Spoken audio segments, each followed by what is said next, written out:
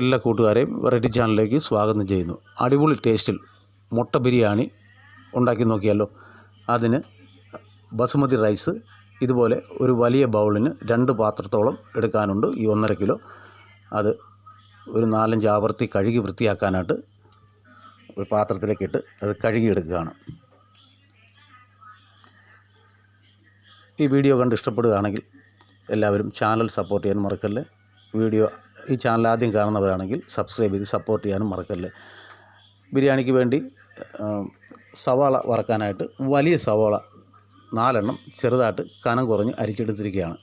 ആ കൂടെ മുട്ട പുഴുങ്ങാനായിട്ട് കുറച്ച് ഉപ്പും കൂടെ ഇട്ട് മുട്ട നമുക്ക് പുഴുങ്ങിയെടുക്കുക. അടുപ്പ് കത്തിക്കുകയാണ്. മുട്ട പുഴുങ്ങാനായിട്ട് വെക്കുകയാണ്.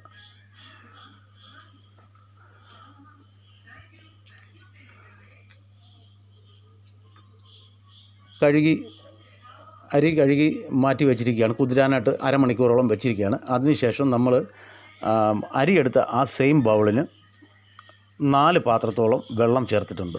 2 പാത്രമാണ് അരി എടുത്തിരിക്കുന്നത്. അപ്പോൾ അതിൻ്റെ ഇരട്ടി വെള്ളം ഒഴിക്കുക. അപ്പോൾ 4 ബൗളോളം വെള്ളം ഒഴിച്ച് അത് അടുപ്പത്ത് വെച്ചിരിക്കുക. ആ കൂടെ ഒരു പാൻ വെച്ചിട്ട് കുറച്ച് വെളിച്ചെണ്ണ ഒഴിച്ച് കപ്പലണ്ടി മുന്തിരിങ്ങായും കൂടെ ഒന്ന് വറുത്തെടുക്കാം.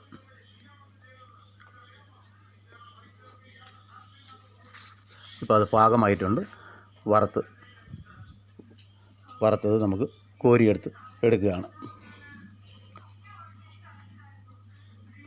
അതിനുശേഷം ആ മിച്ചം വന്ന എണ്ണയ്ക്കകത്തോട്ട് കുറച്ച് നെയ്യും കൂടെ ഒഴിച്ച് സവാളയ്ക്ക് വേണ്ടി വറക്കാനാണ്. ഇപ്പം വെള്ളം തിളച്ചിട്ടുണ്ട്. അതിലേക്ക് ഒരു 8-10 ഗ്രാമ്പു, കുറച്ച് വലിയ ജീരകം, പെരുംജീരകം,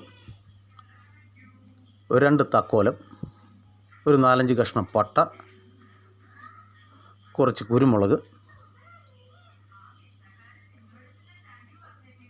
ഒരു 5-6ഓളം ഏലക്ക, ഇത്രയും ചേർത്തിട്ട് അതിലേക്ക് കുറച്ച് വെളിച്ചെണ്ണയും കൂടെ ഒഴിക്കുകയാണ്. ആ കൂടെ അരമുറി നാരങ്ങാ നീരും കൂടെ നല്ലവണ്ണം പിഴിഞ്ഞൊഴിക്കുക.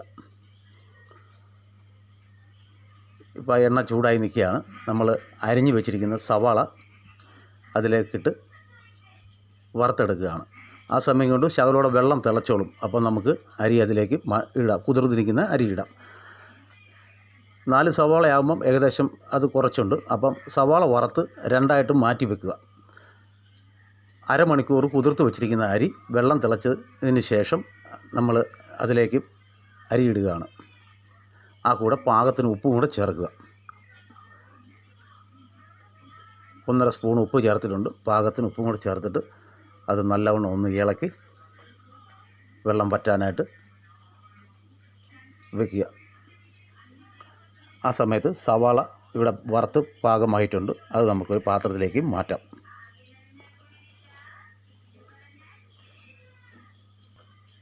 ഇതുപോലെ നല്ലവണ്ണം എല്ലാം വറുത്തെടുക്കുക. ഓളമായിട്ടുണ്ട്.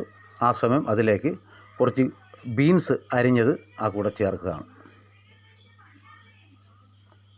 അതിനുശേഷം അതിലേക്ക് ഒരു ഗ്ലാസ്സിലേക്ക് നെയ്യ് ഒഴിച്ച് മഞ്ഞപ്പൊടിയും നെയ്യും ഉപ്പും വെള്ളവും കൂടെ ചേർത്ത് ഒരു മഞ്ഞപ്പൊടിയുടെ മഞ്ഞപ്പാൽ ഉണ്ടാകാൻ വേണ്ടി ഒരു ഗ്ലാസ്സിലേക്ക് അത് നമ്മൾ റൈസിനകത്ത് ചേർക്കാനുള്ളതാണ്. അത് ഇതുപോലെ ഗ്ലാസ്സിൽ മഞ്ഞൾപ്പൊടി കലക്കിയെടുക്കുകയാണ്. കുറച്ച് നെയ്യും ഉപ്പും എല്ലാം കൂടെ അതിലേക്ക് ചേർക്കുക. ഇപ്പോൾ റൈസ് പാകമായിട്ടുണ്ട്. നമുക്ക് അതിൻ്റെ വേവൊന്ന് നോക്കാം. കറക്റ്റായിട്ട് വെന്തിട്ടുണ്ട്. വെള്ളമെല്ലാം വറ്റിയിട്ടുണ്ട്. അരി ഒന്നിനോടൊന്ന് തൊടാതെ എല്ലാം മാറി നല്ല വൃത്തിയായിട്ട് പാകമായി നമുക്കത് വേവിച്ചെടുക്കാൻ പറ്റി. ആ കൂടെ തയ്യാറാക്കി വച്ചിരിക്കുന്ന മഞ്ഞപ്പാൽ അതിലേക്ക് ചേർക്കുകയാണ്. എന്നിട്ട് നല്ലവണ്ണം ഒന്ന് ഇളക്കി മിക്സ് ചെയ്ത് എടുക്കുക. വെള്ളമെല്ലാം നല്ലവണ്ണം പറ്റിയിട്ടുണ്ട്. കറക്റ്റായിട്ട് അത് ചെയ്തെടുക്കാൻ പറ്റി. അതൊരു പാത്രത്തിലേക്ക് മാറ്റുകയാണ്. നമ്മൾ ചെയ്ത പാത്രത്തിലിരുന്നാൽ ആവിയിൽ ചിലപ്പം കൂടുതൽ വേവാകാതിരിക്കാൻ വേണ്ടി അത് മറ്റൊരു പാത്രത്തിലേക്ക് മാറ്റി വെക്കുകയാണ്.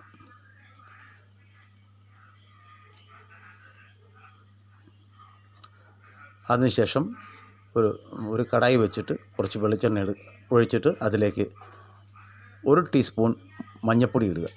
നമ്മൾ പുഴുങ്ങി വെച്ചിരിക്കുന്ന മുട്ട അതിലേക്ക് ഇട്ട് വഴറ്റിയെടുക്കാനായിട്ടാണ് എണ്ണയിൽ മഞ്ഞൾപ്പൊടിയിലും ഇതുപോലെ ഒന്ന് വഴറ്റിയെടുക്കുക. അപ്പം മുട്ടയ്ക്ക് ഒന്നുകൂടെ ടേസ്റ്റ് കൂടും. മുട്ട തനിയെ ചേർക്കുന്നതിൽ നല്ലത് ഇതുപോലെ വഴറ്റിയെടുക്കുകയാണെങ്കിൽ അത് ബിരിയാണിയിൽ വരുമ്പം നല്ല ടേസ്റ്റോട് കൂടി കഴിക്കാൻ പറ്റും. എന്നിട്ട് ബാലൻസ് വന്ന എണ്ണയ്ക്കകത്തോട്ട് ഒരു 3-4 കഷ്ണം പട്ട ഇട്ടിരിക്കുകയാണ്. അപ്പം ഞാൻ ആദ്യം പറഞ്ഞ പോലെ നമ്മൾ വറുത്ത് എടുത്ത് വെച്ചിരിക്കുന്ന സവാള മൊത്തം വറുത്തതിൽ നിന്നും പകുതി മാറ്റിയിട്ട് ഗ്രേവിക്ക് വേണ്ടി ആദ്യം ആ വറുത്ത സവാള ചേർക്കുക. ഒരു ലീഫ് ഇട്ടിട്ടുണ്ട്. ആ കൂടെ വെളുത്തുള്ളി പേസ്റ്റ് ഒരു ടീസ്പൂണുണ്ട്. ഇഞ്ചി പേസ്റ്റ് അതും 1 ടീസ്പൂണുണ്ട്.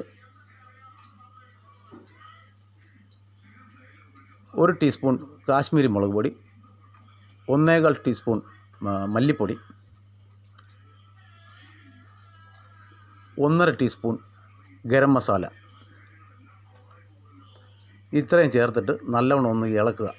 ആ പൊടിയുടെയൊക്കെ ഒരു പച്ചമണമൊക്കെ ഒന്ന് മാറട്ടെ. അതുവരെ ഒന്ന് വഴറ്റിയിട്ട് അതിലേക്ക് വലിയ തക്കാളി അത് പേസ്റ്റാക്കി അടിച്ചെടുത്ത് വെച്ചിരിക്കുന്നതാണ്.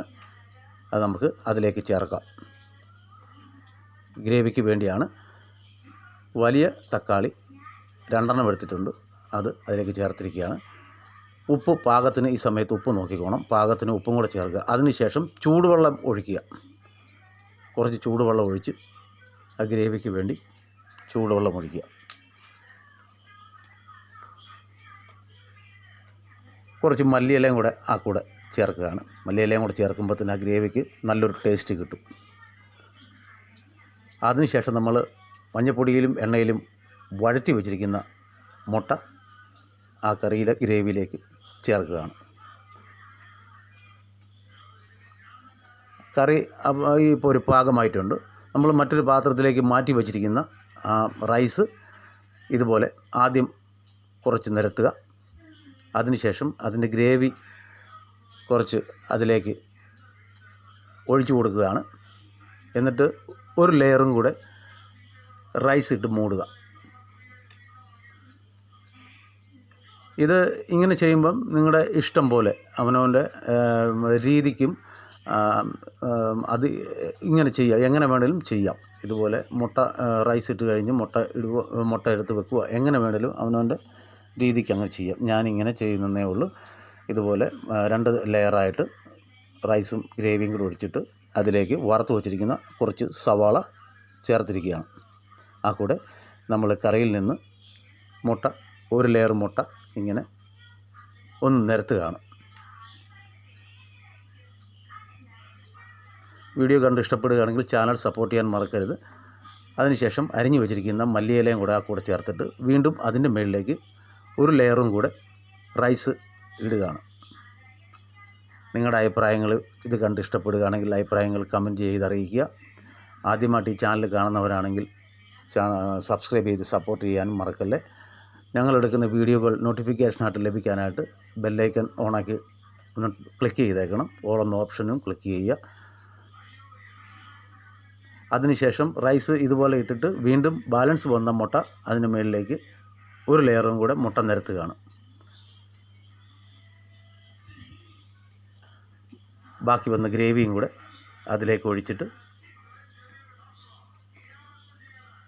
പിന്നെ ബാലൻസ് ഇരിക്കുന്ന റൈസും കൂടെ അതിൻ്റെ മുകളിലേക്ക് ഇട്ട് എല്ലാം ഫില്ല് ചെയ്യുക.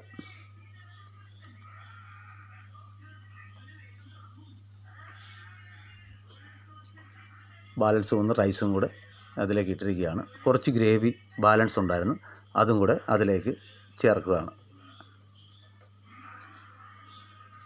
അതിനുശേഷം വറുത്ത് വെച്ചിരിക്കുന്ന കപ്പലണ്ടിയും മുന്തിരിങ്ങായും കൂടെ ആ കൂടെ ചേർക്കുകയാണ്.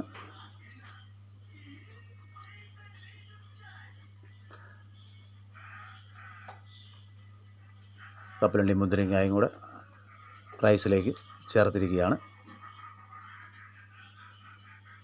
ബാലൻസ് വന്ന സവാളയും ആ കൂടെ ചേർത്ത് കുറച്ച് മല്ലിയിലയും കൂടെ ചേർത്തിരിക്കുകയാണ്. ഇത്രയേ ഉള്ളൂ. എല്ലാവർക്കും ഇഷ്ടപ്പെട്ടെങ്കിൽ ചാനൽ സപ്പോർട്ട് ചെയ്യാൻ മറക്കല്ലേ. വീണ്ടും ഒരു വീഡിയോ ആയിട്ട് വരുമ്പോഴേക്കും എല്ലാവർക്കും ബൈ. Thanks for watching.